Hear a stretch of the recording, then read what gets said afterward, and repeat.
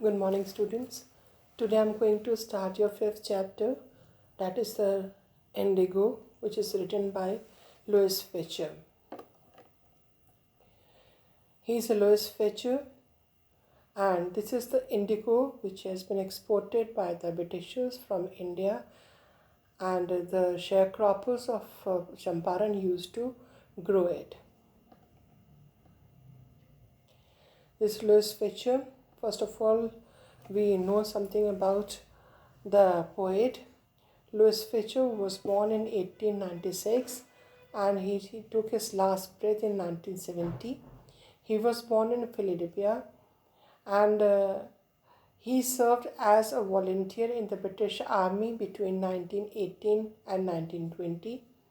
Fletcher made his career as a journalist and wrote for the New York Times, the Sunday Review, and for the European and Asian publication. He was also the member of the faculty of Princeton University.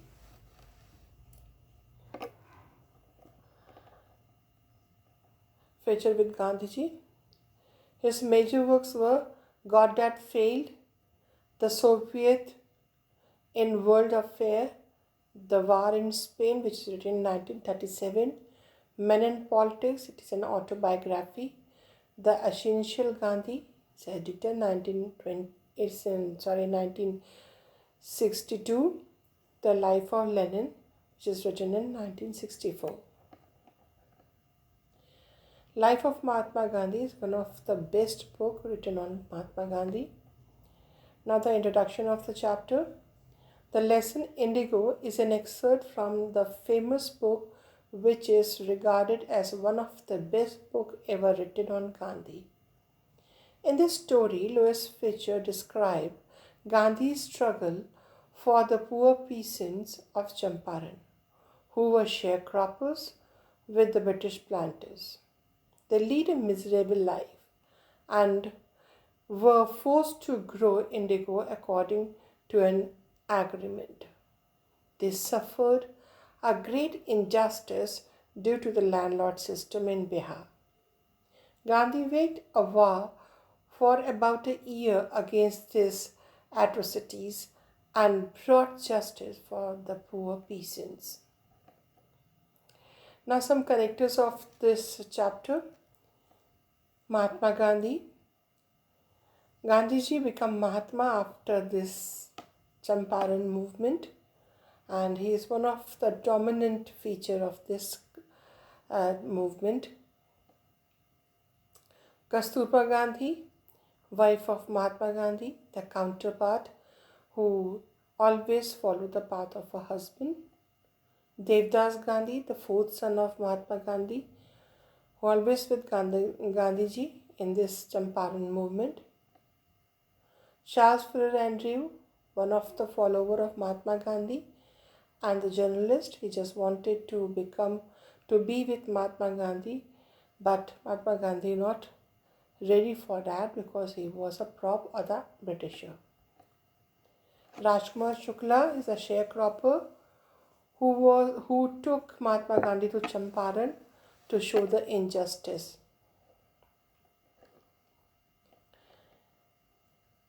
He is a president of Mr. Rajendra Prasad, the president of Congress Party, and later he became the president of India too.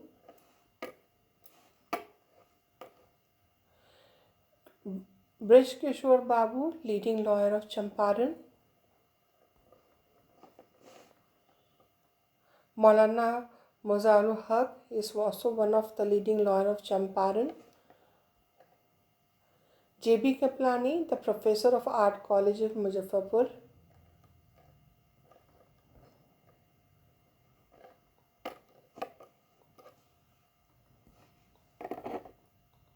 Professor Malkani, the government teacher, where the Gandhiji has been spent 2 days in Muzaffarpur. Mr. J.Z. Hose, a Britisher commissioner under whom the Champaran movement has been commissioned, or he was appointed as a commissioner for the Champaran movement. Now, the gist of the chapter. The writer describes Gandhi's struggle for poor peasants of Champaran who were sharecroppers with British planters. They led a miserable life and forced to grow indigo according to an agreement. They suffered a great injustice due to the landlord system in Bihar. Gandhiji waged a long war for about a year against these atrocities and brought injustice to the poor peasants. This heroic struggle ended with the victory of civil disobedience, and the English landlords had to return the money they had extorted from the sharecroppers.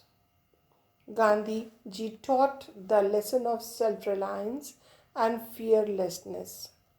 This story highlights that the struggle for the noble cause never goes unrewarded.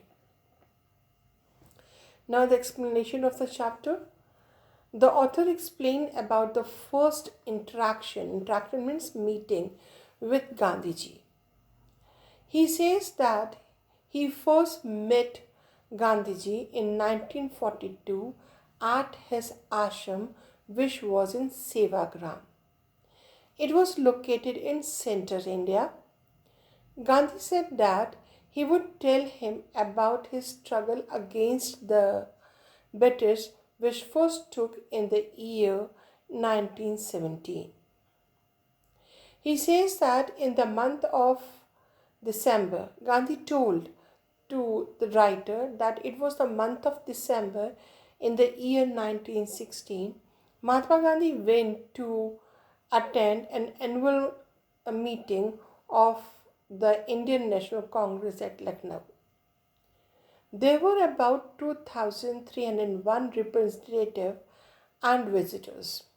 Gandhi recalled that a small farmer named Rajkumar Shukla came to meet him, who was poor and thin. He requested Gandhiji to visit Champaran, a place in the foothills of Himalayas mountain range near the kingdom of Nepal.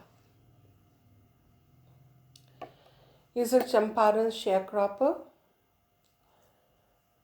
Rajkumar Shukla told Gandhiji that he was a sharecropper. Children, a sharecropper is a farmer who gives a part of the crop as rent to the owner of that piece of land that he cultivates. He told him that because of an old agreement, many of the peasants in Champaran were sharecroppers.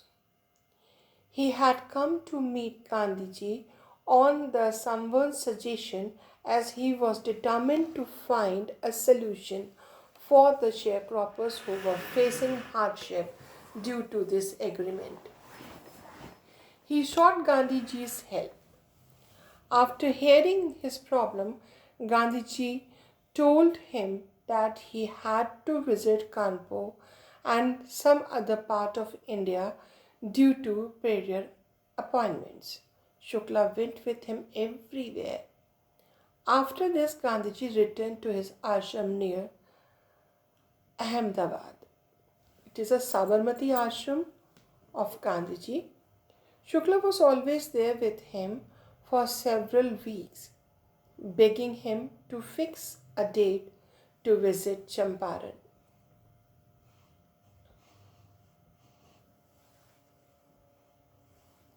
As Gandhiji was impressed with the determination of peasants, he said that he would be visiting Kolkata after a few months and that Shukla should meet him there. On the other day that he had fixed, Shukla was eagerly waiting for Gandhiji. When Gandhiji got free, about both took a train to Patna. They went to the house of lawyer Rajendra Prasad, whose picture is here, who later became the President of India. When they reached there, he was not at home, but the servants allowed both of them to stay at ground because they knew Shukla. They all knew him because Shukla used to assist their master in helping Indigo sharecroppers.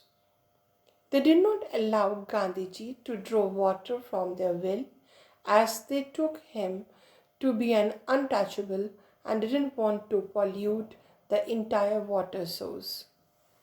Here Gandhiji come to know about the untouchabilities also. This is the picture of Dr. JB Keplani, the professor of art college. As Shukla was not able to provide the adequate information, therefore he decided to go Muzaffarpur, which was on the way to Champaran, to obtain the complete information. He sent telegram to Professor JB Keplani, whose picture is here with Gandhiji, who was the teacher of art college in Muzaffarpur. Gandhi had seen him at Tagore's Shantiniketan school. Gandhi took train to Muzaffarpur and that arrived at midnight on 15th April 1917. Keplani was already waiting there with his students. Gandhi stayed there for 2 days in Professor Malkani's home, who was a government teacher. Here's a picture of Professor Malkani with Gandhiji. According to Gandhiji, it was a remarkable thing that a government professor who was entertaining him, because in those days people in small locality were afraid of supporting those who supported home rule or who are the freedom struggler. The news of Gandhi's arrival and the purpose of his mission spread through Muzaffarpur and Champaran very fast. Sharecroppers started to visit him. This is a civil court of Muzaffarpur. Muzaffarpur lawyers informed Gandhiji about the whole situation as they represented various peasants in the court. They explained to him about the cases and the fee that they charged them. Gandhi scolded the lawyer for charging such a fee from the poor sharecroppers. He decided that it was useless to go to the court as the judiciary was not doing anything good for these peasants. He said that as long as the peasants were suppressed, this is a picture of suppressed peasants, and full of fear, it was useless to visit the court. He wanted to set them free from fear because these peasants were scolded by the Britishers and the British landlords. Most of the cultivable land in Champaran district was owned by the Englishmen who had divided them into the various states, the various properties. The peasants were occupants of these lands. Englishmen forced the peasants to cultivate indigo on 15% of their land and to give the crop to them as rent. All this was done through a long-term agreement. This is the peasant who have been revolting against the Britishers. While all this was going on, the landlords came to know about the chemical indigo being prepared in Germany. It was a blue color dye made with chemicals. They started demanding money from the poor peasants and in order to cancel their agreement as they no longer required the indigo plantation. The sharecropping system was very annoying. So many of the peasants paid for the cancellation of the agreement, but as the news about synthetic indigo spread and reached the uneducated peasants, they started demanding their money back. When Gandhiji arrived at Champaran, he decided to gather the facts. For this, he visited the secretary of British Landlord Association. The secretary didn't answer him because he could not give any information to an outsider. But Gandhiji said that he was not an outsider, he was the man of this country only. After this, he went to the commissioner of Tirhut division. Champaran district was under the Tirhut division at the time. The commissioner not only threatened Gandhi but also suggested him to leave Tirhut immediately so that they can exploit this innocent and illiterate peasant. This is a Motihari station of the capital of Champaran. Though Gandhiji was threatened by the commissioner, he didn't leave the place.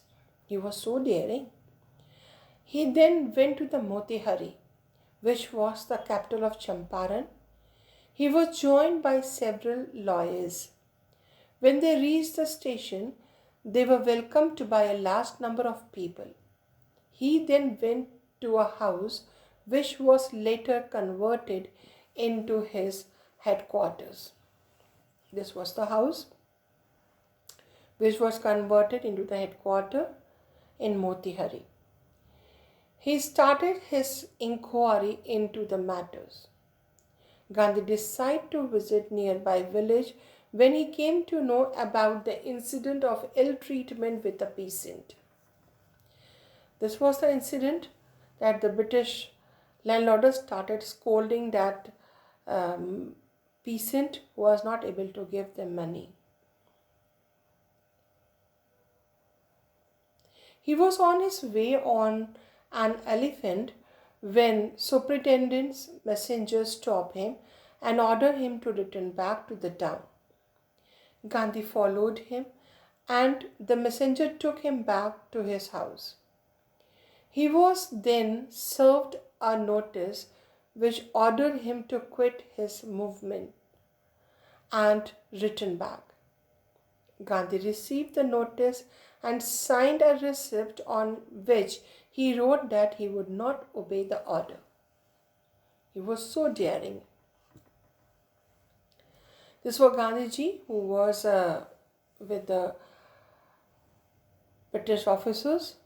As a result, Gandhi got summoned to appear in the court next day. Gandhi wasn't able to sleep the whole night because he knew very well not signing this receipt or not means receiving the receipt and saying that you're not going to leave the Champaran immediately means you are going to be arrested. So Gandhi wasn't able to sleep whole night and he telegraphed Rajendra Prasad and asked him to come to Bihar and get some powerful people along. He'd send some guidelines to the ashram and also telegraphed the whole matter to the Viceroy. Next morning, Motihari, who was the capital of Champaran, was full of peasant. You can say black with peasant, as they wanted to support Gandhiji. None of them knew about his work in South Africa because they were illiterate. They didn't know anything. They only knew that there was a Mahatma who wanted to help them and was in the trouble due to the officials. They started gathering in the front of the courthouse. This incident was their attempt of setting themselves free from fear of Britishers. As the crowd gathered in the front of court building, it became difficult for the officials to control the mob. This was the mob who has been collected before the court building. They had to take Gandhi's help to regulate the crowd. Gandhi politely told the officials that if they would misuse their power, then there were chances that they would have to face a revolt from the Indians.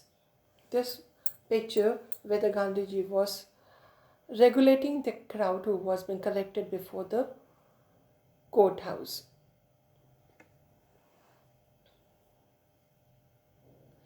As the situation was getting tougher, the lawyer requested the court to postpone the trial by some days. The authority decided to first consult their higher authorities. Gandhiji objected the delay in the proceedings of the case. He read a statement in front of the court in which he accepted his fault in a very humble manner.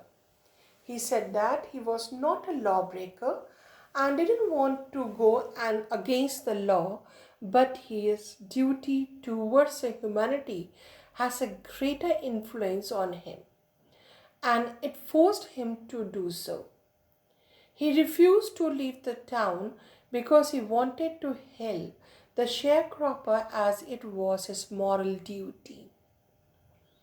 The magistrate asked him to arrange for the bail because he was going to give his judgment after the 2 hours long break. Gandhi refused to seek the bail, and later on he was released without it.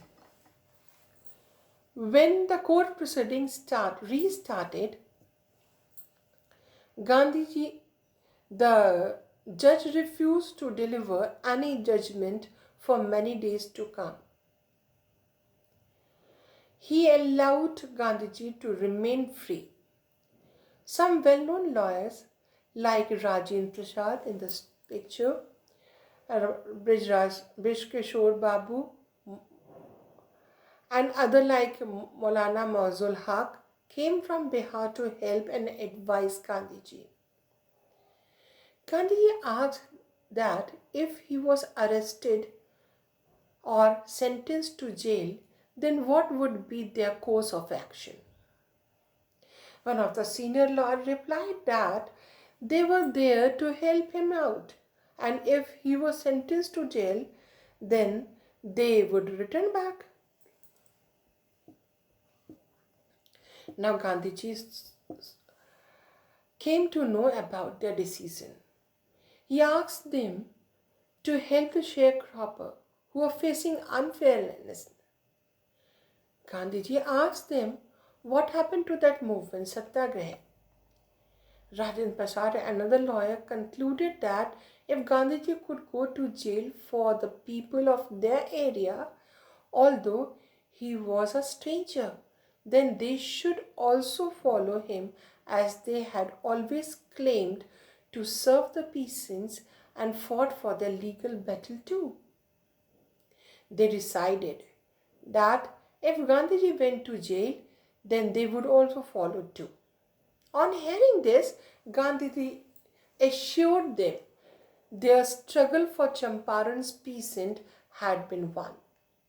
He divided the group into pair of 2 and made a sequence in which they had to voluntarily surrender in the court. After some days, the magistrate sent a letter to Gandhiji in which it was written that as per the order of Deputy Governor, the case against him had been taken back. It was for the first time in modern India that the peaceful protest against the government had been won. Gandhiji and other lawyers carried on with an in-depth investigation into the injustice with the farmers. Statements of about 10,000 peasants were recorded, and the various documentary proofs were collected. The whole area vibrated with activities, the investigators and the protesting landlords.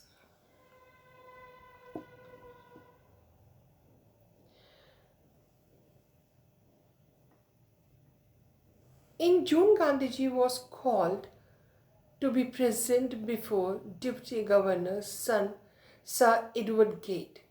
Before meeting him, he met his chief supporters and made plan for civil disobedience. In case he did not return, Gandhi had 4 long interviews with Deputy Commissioner, which led to formation of commission that inquired into the Indigo sharecropper situation. The commission had landlords, government officials, and Gandhiji, who was the sole representative, or you can say the only spokesperson of the peasants. Gandhi remained in Champaran for 7 months. He also made several short visits later.